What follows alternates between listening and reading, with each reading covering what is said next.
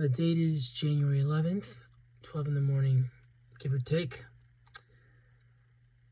Something I learned today and a few days ago was, and this might be an easy one for most people, but for me it's very difficult, but knowing when to hold on and knowing when to let go. So in our lives, we're going to come across things that we love and we like very much to the point where we can't even describe it with human words. Very much to the point where we are willing to die for ideals, where we're willing to die for beauty, we're willing to die for people because they represent and they are everything that you wish in your chaotic head to be, right? But ultimately, in this backward society, which we're programmed to think, or we're pushed things that really don't matter, but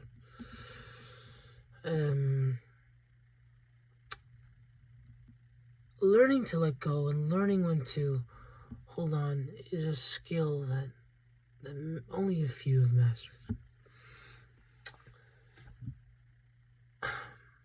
Open hand policy, right?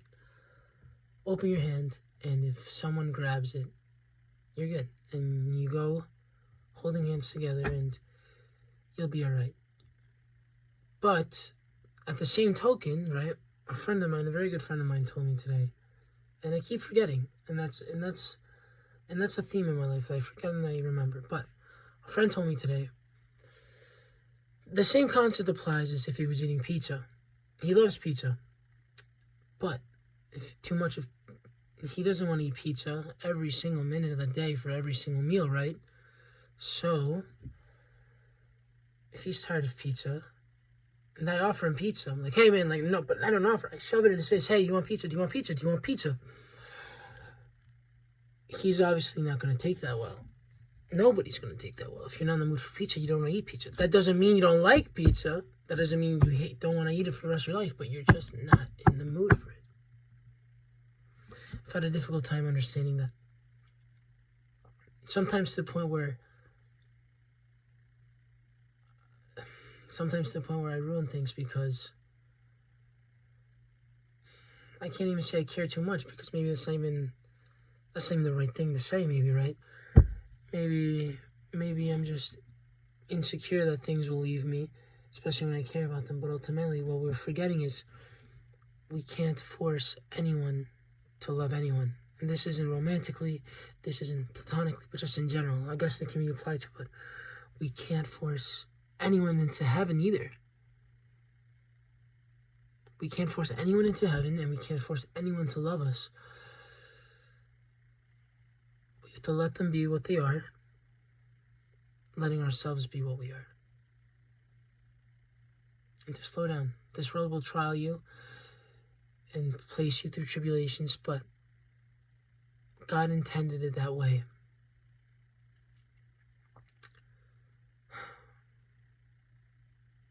But keep trying to push the frontier and plan and do and keep being there for your people and living every day as if it was your last, and interacting with people as if it was the first and last time you'll ever see them. That way things never get stale.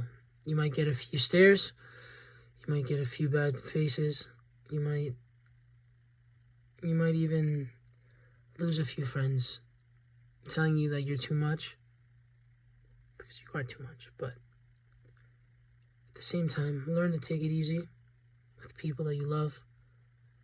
And if you're anything like me, where you get excited by people, and especially people that you have a heart for, and especially if it's a girl you like, you definitely jump the gun really quickly. Slow down and extend your hand. If the giraffe doesn't want to eat from your hand, keep extending your hand, but don't shove the food down its throat. Take your time and let it take its time too. And hopefully that's a mistake that doesn't come back to hurt me in the future. because I've done a very big mistake recently. And I hope things can be the same from it. But if they're not,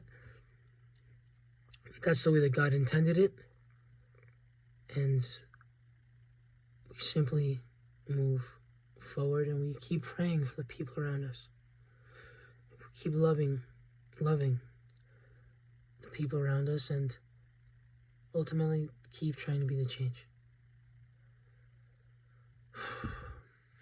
Suerte. Gonzo journalism.